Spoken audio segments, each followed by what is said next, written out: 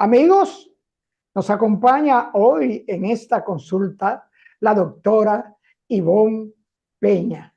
La doctora Ivonne Peña es nutrióloga clínica, especialista metabólica, pero la doctora también es experta en el peso, en qué es el peso y de qué está compuesto el peso. Y le damos la bienvenida a Consulta Participativa, doctora. Muchas gracias por la oportunidad de conversar sobre lo que a mí me gusta, que es todo lo que tiene que ver con el bienestar, la salud y la prevención, sobre todo, de todos esos temas que nos embargan siempre con el tema de la obesidad y todo lo demás. Muchas gracias. Gracias a usted, doctora, y sabemos de su agenda y nos sentimos totalmente complacidos con que nos haya concedido esta consulta cuyo único objetivo es orientar a todos los amigos que nos siguen en el país y allende los mares. Doctora, pero vamos a arrancar con algo que nos han manifestado amigos de consulta participativa, que sienten como cierta confusión. ¿Qué es la nutriología clínica? ¿Qué es la nutriología clínica, doctora? Ok, mira, la nutriología clínica es una rama de la medicina que se encarga de la prevención, la orientación y parte como coayudante del tratamiento del metabolismo del organismo, o sea, a nivel metabólico del individuo. Habla también de su prevención en cuanto eh, su balance nutricional, lo que compone la parte nutricional del individuo, pero se enfoca bastante en lo que es la prevención de algunas enfermedades relacionadas con la alimentación y el peso del paciente de una manera así llana. Te explico para que los televidentes puedan manejar esos conceptos. Doctora, y la pregunta viene al caso porque hemos recibido inquietudes de amigos que nos siguen hace 8 años sobre el asunto de nutrióloga clínica, nutricionista, dietista. ¿Cuál es la diferencia entre esto? Porque ya usted señaló que la nutriología clínica es una parte, una especialidad de la medicina. Dígame la diferencia, doctora. Si partimos de lo que acabo de decir, bueno, primero en Centroamérica hay otros países que el concepto nutriólogo clínico no existe, sino nutricionista. Todo va a depender como las capacidades que tenga ese profesional. En nuestro país, el nutriólogo clínico tiene que tener el aval de ser médico y luego hacer una maestría o una especialidad en nutriología clínica. Puede tratar, prevenir, tratar, medicar, dar seguimiento a los pacientes con condiciones específicas relacionadas con la nutrición, con la obesidad, con la desnutrición, etcétera.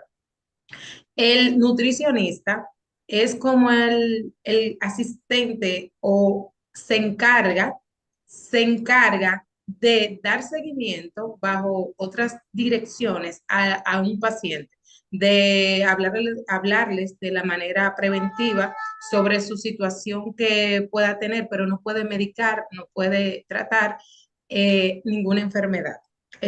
Por ahí va más o menos la diferencia para que pero hay muchos nutricionistas, pueden llegar a grados de licenciaturas.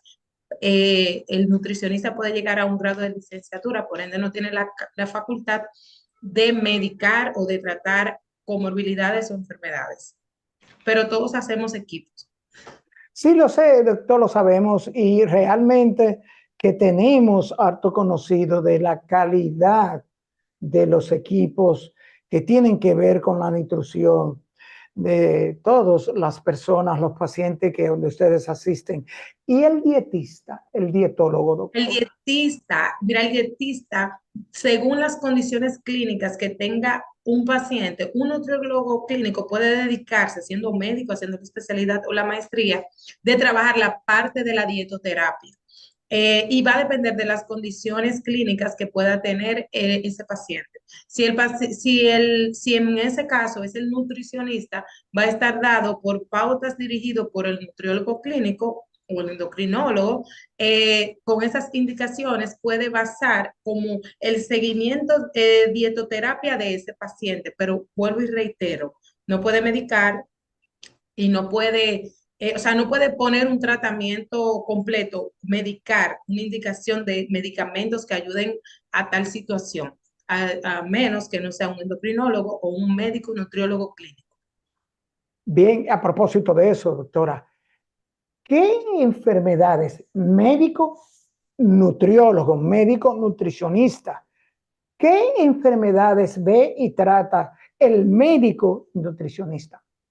Mira, el nutriólogo clínico es parte yo digo que es parte de todos los equipos médicos. Ellos tenemos que estar en todo. Por ejemplo, ¿por qué? Porque la nutrición es la base de la vida. O sea, dependiendo de las alteraciones metabólicas que tenga un individuo, por más alteraciones que tengas, mientras tú, antes de nacer, hasta que tú mueras, vas a hablar de nutrición. Entonces, nosotros entramos en todas las etapas de la vida. Entonces, si ese paciente tiene una diabetes, pues hay que ajustar la alimentación como parte terapéutica. Si este paciente viene con una hipertensión y existe obesidad, pues entonces tenemos que ajustar a ese paciente y parte del ajuste viene siendo la alimentación. Entonces, si ese paciente no tiene obesidad, pero hay una desnutrición, también hay que ajustar a ese paciente. Entonces, la nutrición está asociada toda, a todas las comorbilidades que existen en el ser humano. Es el médico nutricionista responsable de la nutrición de pacientes ingresados en instituciones hospitalarias. Debería ser, o sea, debería ser el, un requisito obligatorio y de hecho ha mejorado bastante en nuestro país en la intervención nutricional del paciente hospitalizado, que es la nutrición, la terapia nutricional especializada, dependiendo de las condiciones que esté ese paciente hospitalizado, pero debería ser, o sea, la primera intervención dentro de las urgencias que puede tener ese paciente o el ajuste nutricional, dependiendo de esa condición, en todos los hospitales. Todos los hospitales en nuestro país debería tener, o la mayoría lo tiene, una unidad nutricional para intervención de los pacientes que están en UCI, que están en internamiento, según las condiciones que tiene cada uno de ellos. La intervención nutricional es primordial.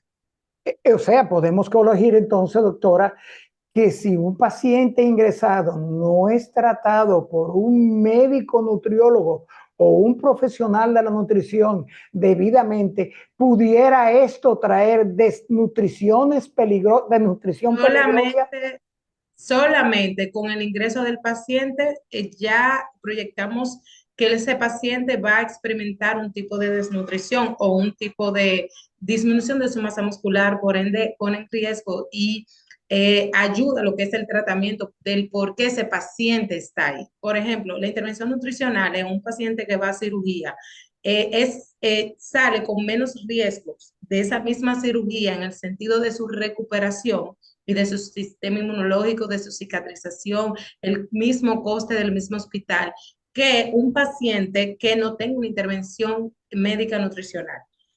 Cuando hay una intervención médica nutricional en los pacientes, no importa cuáles condiciones puede tener, hay una optimización de la mejoría y el tiempo de estancia de ese paciente en ese establecimiento, que a mayor tiempo, pues mayor riesgo y mayor complicaciones. También aumenta las complicaciones cuando este paciente no está de manera intervenida de manera nutricional. O sea, debe ser parte de la urgencia que tenga ese paciente. Todos los pacientes que están ingresados deben tener una evaluación por nutrición. Doctora, ¿y la nutrición, el nutricionista experto en metabolismo? ¿Qué hace el nutricionista experto en metabolismo? ¿Qué es el síndrome metabólico?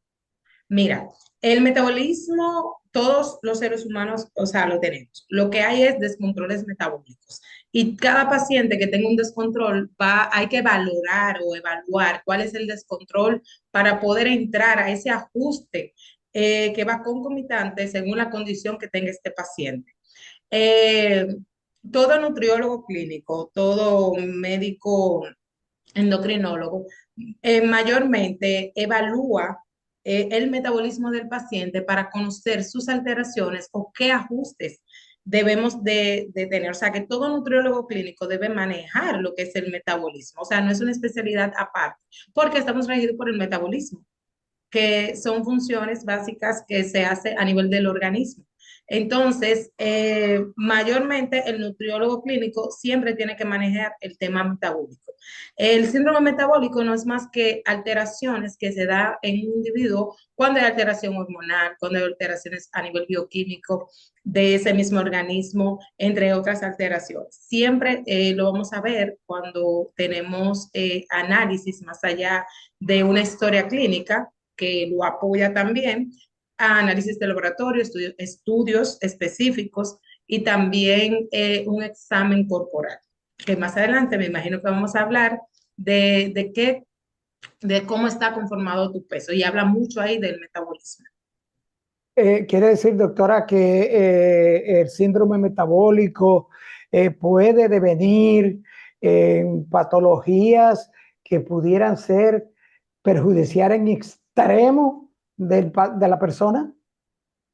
Sí, porque si, por ejemplo, hay una alteración a nivel de, por ejemplo, la glucosa en sangre y alteración de picos de glucosa y que interviene quizás el tema de la insulina y hay una resistencia a la insulina y hay una alteración metabólica. Entonces, ¿qué hay que ajustar? Esa parte.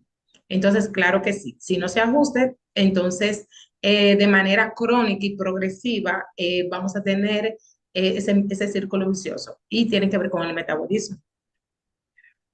Y son todas las dietas para personas que padecen síndrome metabólico iguales.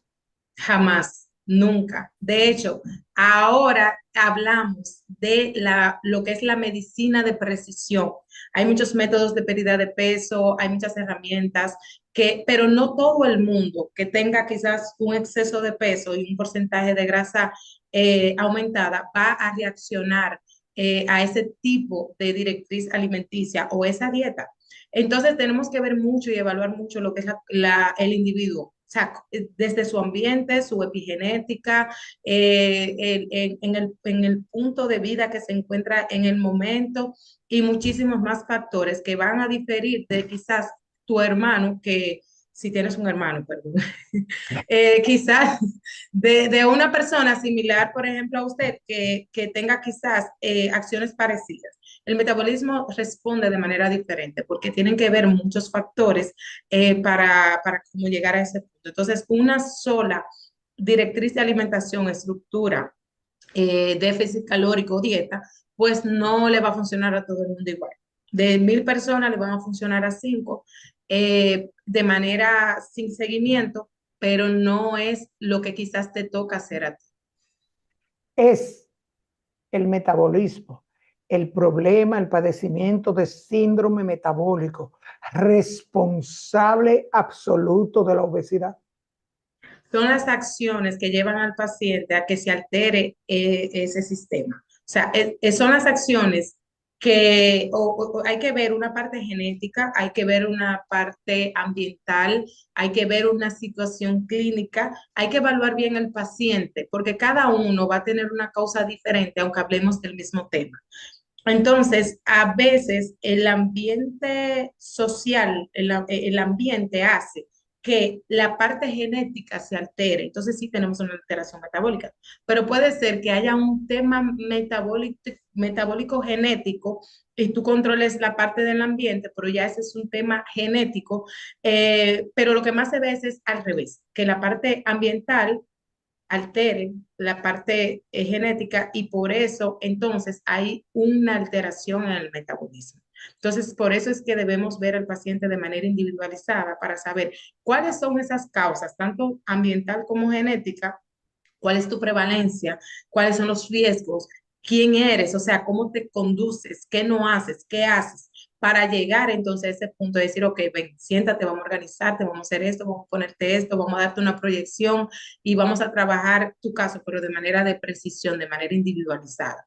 No es solamente decir, que tal medicamento está de moda, que yo voy a bajar peso con esto, pero tú sabes cuánto, cómo está formado tu peso, tú sabes qué es lo que vas a perder, tú sabes si esa herramienta es la que va contigo, con tu estilo de vida, con tu ambiente, con ese nivel, ese factor de estrés que hace que también se altere de manera muy en picos lo que es el metabolismo. O sea, son tantas cosas que hay que conocer del paciente que decirlo como tan simple no basta. Hay que conocerlo, hay que ir a fondo de cada paciente. Hay que conocer el metabolismo de cada quien y cómo está funcionando. Es un metabolismo lento, es un metabolismo rápido, cuáles son las acciones que no haces, las que haces, vamos a ajustarlas, cuáles son los objetivos y demás. Sobre todo liberando la parte clínica, porque están las partes de las acciones, que por más herramientas perfectas, ya después de conocerte, yo pueda tener, pues si tú no cumples tu cuota de responsabilidad y de un nivel de conciencia y de una vez accionas, pues entonces no tenemos ningún resultado tampoco.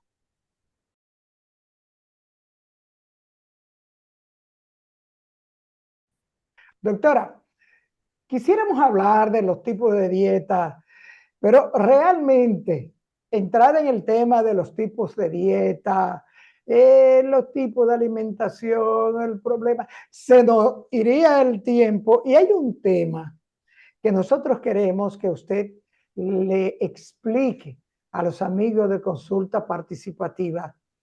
Doctora, el peso. ¿De qué está compuesto el peso del individuo?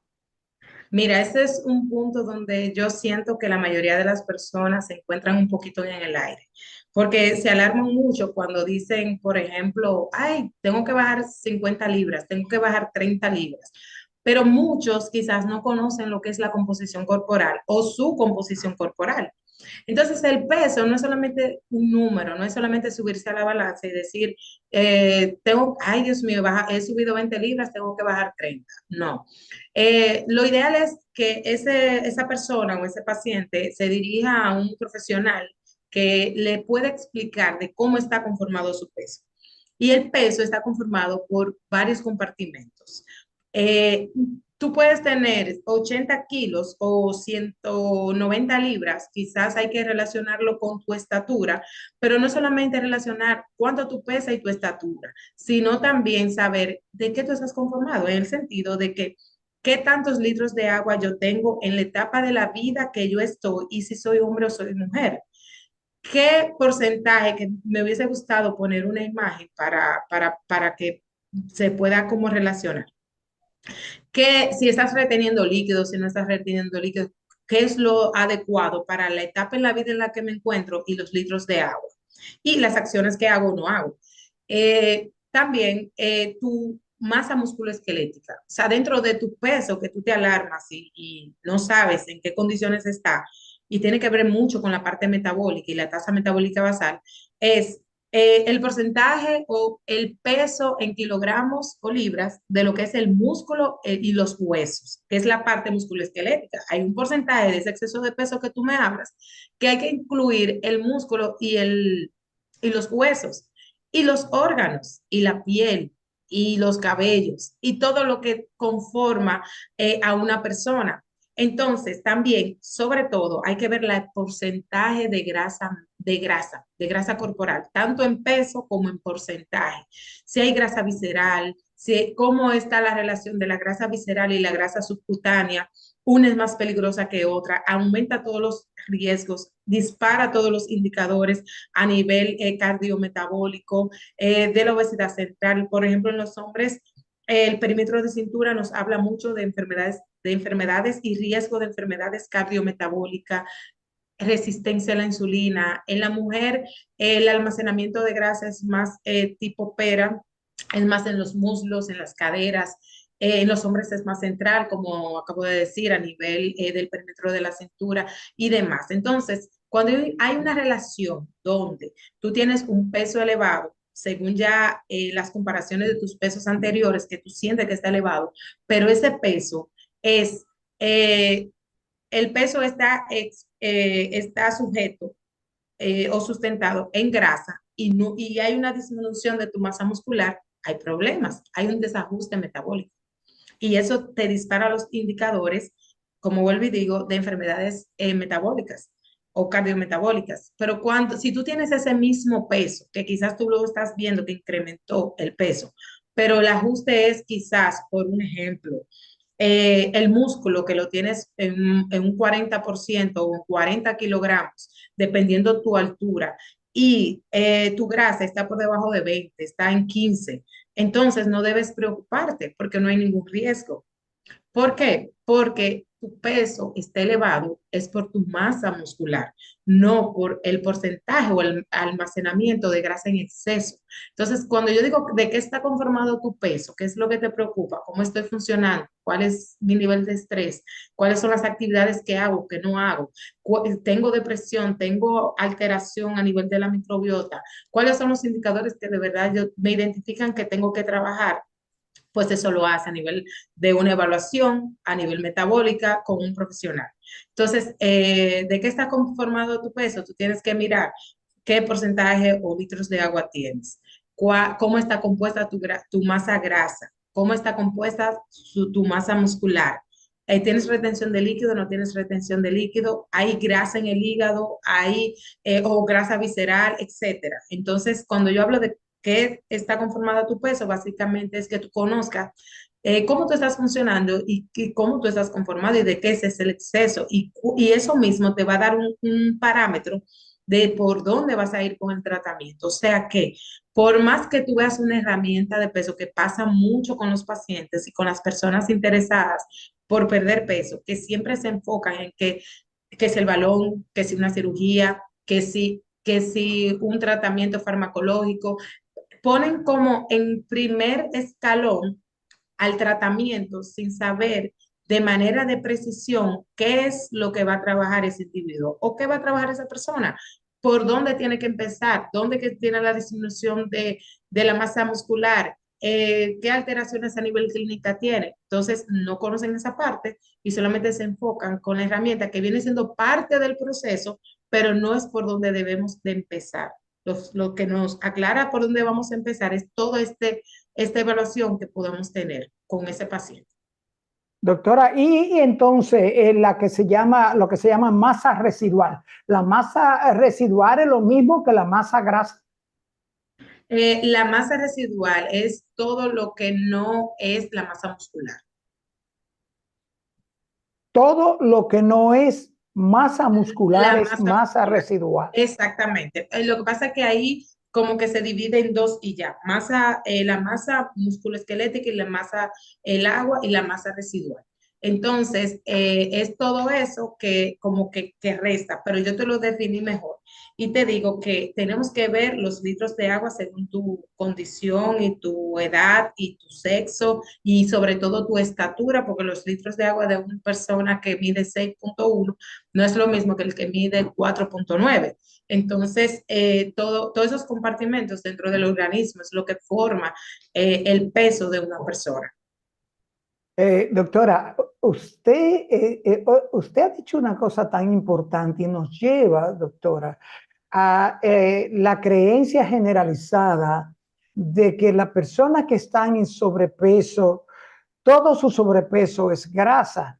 Y como usted bien señalaba, las personas acuden a un balón gástrico, a una liposucción y cirujanos y profesionales de la cirugía, pues comienzan a extraer grasa. ¿Es esto el error que usted señala? Esto de creer y de que la creencia popular de que todo sobrepeso es porque estás graso y que la obesidad es grasa. ¿Es cierto esto? ¿Es así, doctora?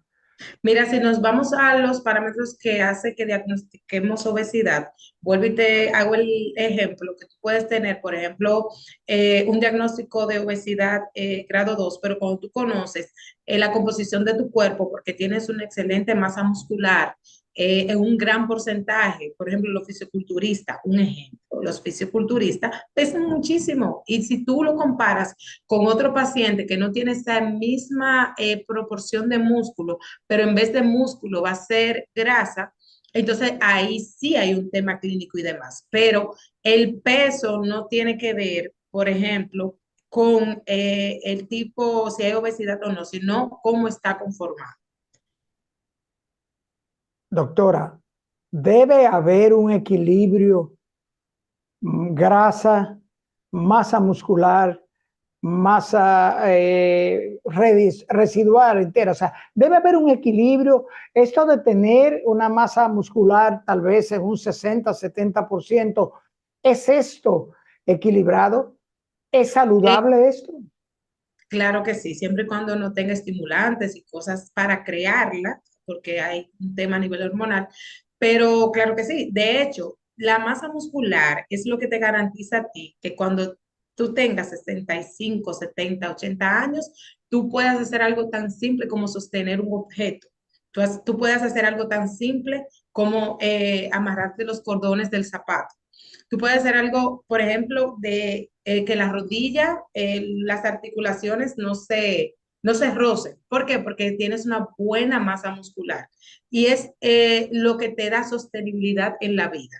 Entonces, y es lo que regula todos los procesos metabólicos y es el mejor sensibilizador de glucosa que puede haber más allá, o por ejemplo, de un medicamento con un paciente que tenga resistencia a la insulina, prediabetes o que esté entrando a diabetes tipo 2. La masa muscular es lo que te da la garantía de un bienestar y una salud a nivel metabólica. Entonces, lo que yo veo mucho en consulta es sarcopenia, disminución de la masa muscular, pero no en esos pacientes que por fisiología debería estar disminuida, que es a los 65, 80. Ya se dice que a partir de los 30 años estamos disminuyendo masa muscular, pero que todavía hasta los 20 tenemos como esa ventana de estimular y de crecer masa muscular de manera que no comience lo que es el deterioro o la disminución. O sea que si a los 30 yo tengo paciente a los 20 donde debe estar una masa muscular óptima, yo lo tengo como si tuvieran, como si fuera un paciente que estuviera encamado, hospitalizado, por así decir, en un hospital que pierde su masa muscular porque no hace ninguna movilidad y no la está estimulando. Entonces, pacientes jóvenes de 25, 20 años tienen una distribución muscular por el nivel de sedentarismo, por la poca actividad y demás, como si fuera un paciente de 80 años. Entonces, cuando llega a 80 años, entonces, ¿cómo va a llegar? ¿Entendiste? Sí, doctora, entonces nos hace falta preguntarle, la obesidad, mantener esto, el concepto de qué está formado mi peso, conocerlo, qué comer, cómo alimentarnos, cómo evitar la obesidad. Mira, lo primero es, como vuelvo y digo, yo apuesto mucho a la intervención de precisión de cada paciente, porque lo que yo puedo gestionar y yo puedo comer y yo puedo hacer es muy diferente a lo que quizás usted puede hacer por muchas situaciones, porque es hombre, porque yo soy mujer, porque hay un tema más hormonal con las mujeres, porque el hombre es más muscular, porque su ambiente, su trabajo y sus acciones necesitan una intervención diferente en cuanto a las acciones que tiene que hacer y un estímulo diferente a mí según mi ambiente también. Y porque los dos venimos de culturas diferentes, de crianzas diferentes, y que eso tiene una base muy importante en el individuo desde que está en el útero de su madre, cómo lo alimentaron, cuáles pautas le dieron para la alimentación y todo lo demás, y lo que va como tomando conciencia con el tiempo. Entonces, tiene que ver mucho. o sea, con la situación de cada paciente. Entonces yo opto por personalizar a los pacientes, porque lo que le toca a uno no necesariamente le tiene que tocar al otro. La directriz de uno es diferente en el otro, el tratamiento de uno según su condición es diferente en el otro y así sucesivamente. Doctora, entonces ahí viene la pregunta. Ahí los entendidos recomiendan que una persona debe ingerir de 2 a 3 litros de agua diaria, la famosa regla de los 8 vasos de agua, de 8 onzas. Pero ¿cómo saber? Usted señalaba la retención de líquido como parte del peso de lo que está compuesto el Ujú. peso. ¿Cómo saber? ¿Cómo? Porque entonces la gente usted la ve empeñada en tomarse 3 litros de agua, pero realmente, ¿cómo saber hasta dónde es bueno esto? Mira, en el compartimento del organismo del ser humano, estamos hechos de mayor porcentaje de agua. Entonces, ¿qué va a interferir con eso? Bueno, si, vuelvo y digo, si usted es hombre o mujer, si usted tiene una condición clínica que hace que no pueda tomar muchos líquidos por ese momento, si usted, o sea, el tema clínico y también su estatura, porque un paciente o una persona que mide 6'5" no es lo mismo que una persona que mide 4'9". Entonces volvemos de nuevo a individualizar el paciente. Cuando tú das medidas generales, tú se le estás diciendo a un grupo parecido a lo que tú quieres transmitir, pero yo entiendo que lo ético y lo justo es que cada paciente o cada características de algunos pacientes que cumplan con esos criterios, pues uno da las recomendaciones generales. Pero quizá se le estoy diciendo al que mide 6.1 en 6'1" de estatura, pero quizás el que tiene 4.2, 142 centímetros de estatura, no puede llegar o sea, no puede llegar a lo que hace el de 6'1", ¿entiendes? Entonces, siempre cuando tú dices recomendaciones generales, se lo estás diciendo a un grupo de personas.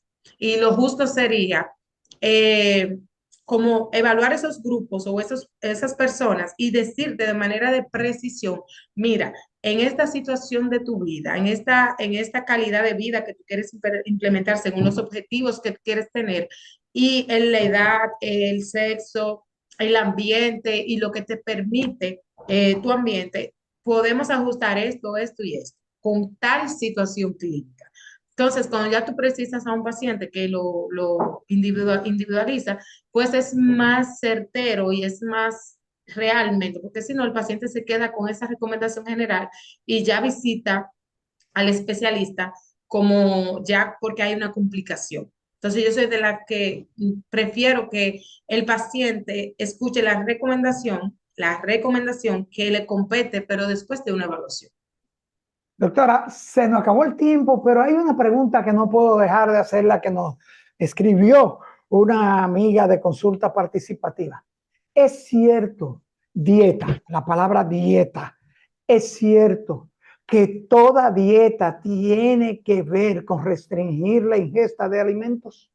Al contrario, estamos abogando para que no haya una restricción, porque todos los grupos de alimentos deben estar dentro de los requerimientos de un individuo. De hecho, la mayoría de alteraciones viene por eso, porque cuando a mí me llega un paciente que ha hecho la dieta esto, la dieta de lo otro, o sea, tú no te imaginas todas las alteraciones a nivel de microbiota intestinal, que es lo que nos domina a nosotros, se altera cuando tú vienes desnutrición, pérdida de la masa muscular, disbiosis intestinal, ya porque se te suprimió un grupo de alimentos, ya cuando tú te lo comes, claro que te hace daño. ¿Por qué?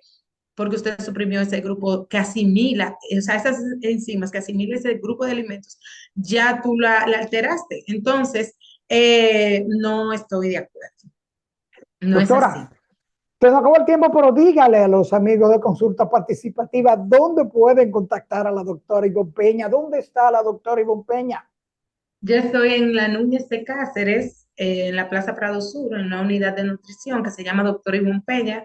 Estamos de lunes a sábado, estamos a la orden de todos los que quieran intervenir en su bienestar, en la prevención de este mal que es la obesidad y también en los ajustes de su masa muscular y si hay desnutrición y demás. Estoy para servirle. Gracias, doctora. Gracias por concedernos esta consulta. Realmente una consulta verdaderamente orientadora con todo lo que tiene que ver con la composición del peso de los seres humanos y con, ¿por qué no?, la ingesta y la alimentación. Gracias, doctora. Gracias a ti. Gracias por acompañarnos en esta consulta con la doctora Ivonne Peña, nutrióloga clínica. Y si te pareció interesante, por favor, suscríbete a nuestro canal Consulta Participativa. Y nos vemos en la próxima consulta.